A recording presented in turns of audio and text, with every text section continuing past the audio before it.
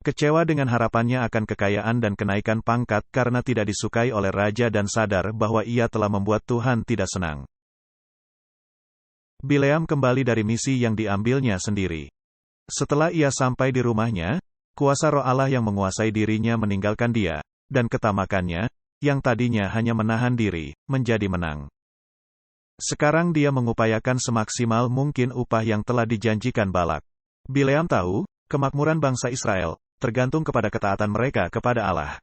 Dan tidak ada cara untuk menggulingkannya, kecuali memperkenalkan mereka kepada dosa. Sekarang Bileam memutuskan untuk mendapat persetujuan Balak, dengan menasehati orang-orang Moab.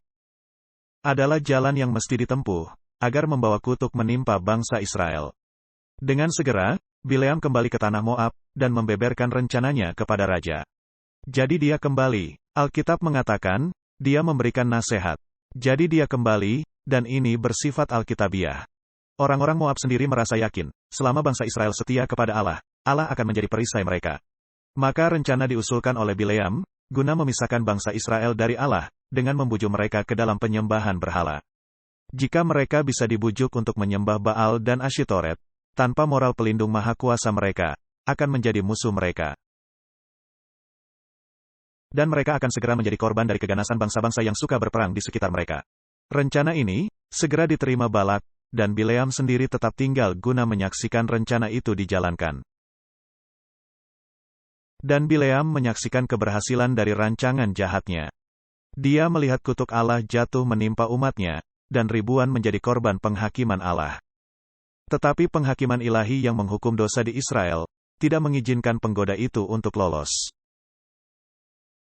Jadi, nasib Bileam mirip dengan nasib Yudas.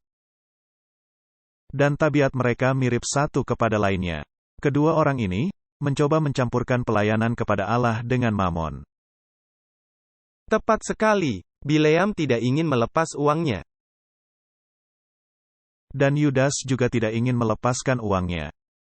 Dan mengalami kegagalan. Bileam mengakui Allah yang sejati, dan mengaku melayani Allah. Yudas mempercayai Yesus sebagai Mesias, dan bergabung dengan para pengikutnya. Tapi Bileam berharap melakukan pelayanan kepada Yenovah, sebagai batu pijakan guna memperoleh kekayaan dan kehormatan duniawi. Apakah ada yang lain, yang seperti itu? Ya, Simon Magus. Benar, dan Simon Magus menjadi juru tenung Kaisar Nero. Dan dari sinilah paham kekristenan palsu dimulai. Dia ingin membeli Roh Kudus.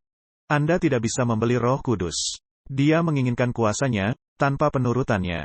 Dan Anda lihat, kita berbicara tentang uang. Juga keinginan kehormatan duniawi.